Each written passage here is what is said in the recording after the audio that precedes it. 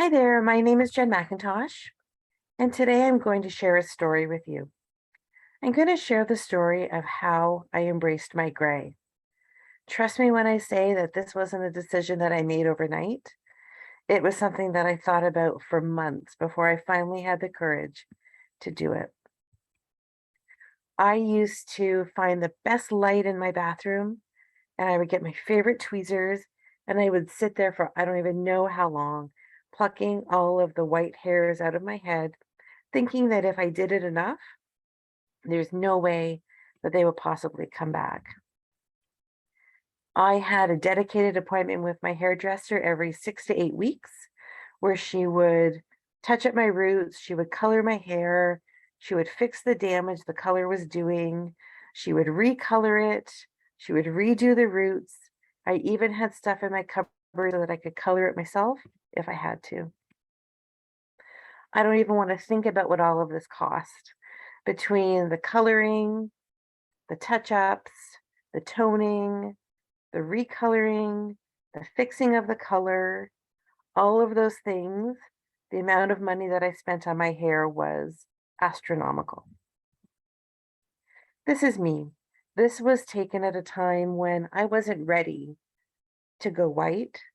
I fought coloring or letting my hair go tooth and nail. I faithfully saw my hairdresser so that I could maintain the color that I had. I wasn't ready. Then I got to a point where there was so much white was growing in, we had to lighten my hair. And I remember it being a really difficult process for me. But I was still dyeing my roots. I wasn't ready to let it go altogether, but I knew that the time was coming. I should have known by looking at my parents that the time was going to come sooner than later. Both of my parents have beautiful, beautiful white hair. I don't remember my mom coloring her hair. I remember her just aging gracefully into the way that her hair is now, which I think is just so beautiful.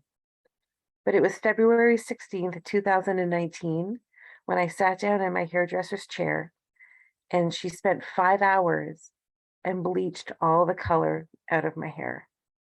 I was afraid to look when she was done. I had no idea what to expect. And what it ended up being was sort of a orangey yellow color. Not exactly what I thought would happen the first time around. I thought that it would definitely would be gray or that it would be white. I didn't anticipate the yellow phase of growing my hair out. And the yellow phase continued for quite some time. And in the yellow was the damage and just was not a good phase. At that point, I really thought, what am I doing? Why am I doing this? And why don't I just go back to my original color of brown? But I persisted. Some days were not good hair days where I was like, oh my goodness, what have I done? Why did my hairdresser let me do this? Because the yellow would not go away. My roots were growing out and there was nothing remotely attractive about what my hair looked like at that time. And there was days where the orange just got oranger and I started to get the runway strip where the part of my hair was. So it was unavoidable that this was going to be happening. But then I started to send pictures like this to my hairdresser. I would notice that my hair was growing out in a very defined way, that it was growing out in chunks as opposed to just turning gray. And I started to embrace the way that it was growing in. I remember going to a shop and a woman looked at my hair. She complimented and said, "You have wisdom streaks." That's what she called the chunks of white that were starting to grow in my hair. And it was at that moment that I realized that growing my hair in was very unique to me, that the way that my hair looked was mine, and that nobody else's hair was going to be growing in the same way that mine did. And I actually really started to fall in love with the change that was happening. The one thing though, anyone with blonde hair can tell you is it can get a bit of a yellow undertone to it.